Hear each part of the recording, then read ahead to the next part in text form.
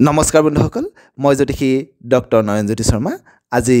বাস্তুৰ ক্ষেত্ৰ পৰিদৰ্শন কৰিবৰ কাৰণে যাব ওলাইছো তামুলপুৰৰ অধিবক্তা ৰীতা বাইদেউৰ ঘৰলৈ এদৰে কিছু সময় অহাৰ পিছতেই আমি তামুলপুৰ পালো আমি আহিয়ে দেখিলো বাইদেউ এটি বৰ ধুনীয়া সপোনৰ ঘৰ নিৰ্মাণ কাৰ্য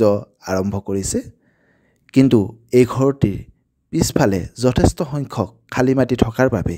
এই মাটিখিনিটো বাইদেউ এটি নতুন প্ৰকল্প আৰম্ভ কৰিব খুজিছে হেহে আমি প্ৰথমে আহি এই মাটিখিনিতে জোখমাখ কৰি নতুন প্ৰকল্পটিৰ বাবে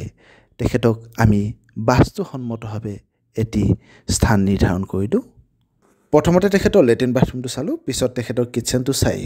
তেখেতে কোন স্থানত ৰান্ধিব কোন স্থানত পানী ব্যৱস্থা কৰিব আৰু কোন স্থানত তেখেতে খোৱা বস্তুসমূহ ৰাখিব এইসমূহ বাস্তুসন্মতভাৱে তেখেতক তনতনকৈ বুজাই দিলো তেখেতৰ মাষ্টাৰ বেডৰুমলৈ আহি দেখিলো দক্ষিণ পশ্চিম কোণত এখন তেখেতে দৰ্জা ৰাখিছে যদি কোনোবা ব্যক্তিৰ বাস্তুভূমিত বা কোনোবা ব্যক্তিৰ ঘৰত দক্ষিণ পশ্চিম কোণত যদি দৰ্জা থাকে তেতিয়াহলে ঘৰখনৰ অবাবত ধন টকা পইচাৰ ব্যয় হয় আৰু আৰ্থিকভাৱে খুব জৰুৰীলা হৈ পৰে সেইবাবে তেখেতক এই দৰ্জাখন ইটাৰে সম্পূৰ্ণভাৱে তেখেতক বন্ধ কৰি দিবৰ কাৰণে আমি পৰামৰ্শ প্ৰদান কৰিলো লগতে তেখেতৰ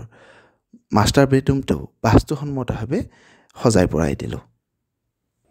এবাৰ আমি তেখেতৰ ঘৰৰ সমুখভাগ সম্পূৰ্ণৰূপে জোখমাখ কৰি বাস্তুসন্মতভাৱে তেখেতৰ ঘৰলৈ প্ৰৱেশ কৰাৰ মূল গেটটিৰ স্থানটো নিৰ্ধাৰণ কৰি দিয়াৰ লগতে তেখেতৰ ঘৰৰ সম্পূৰ্ণ বাস্তু ড্ৰাফ্ট এটা বনাই দি তেখেতৰ ঘৰৰ পৰা আমি বিদায় মাগিলো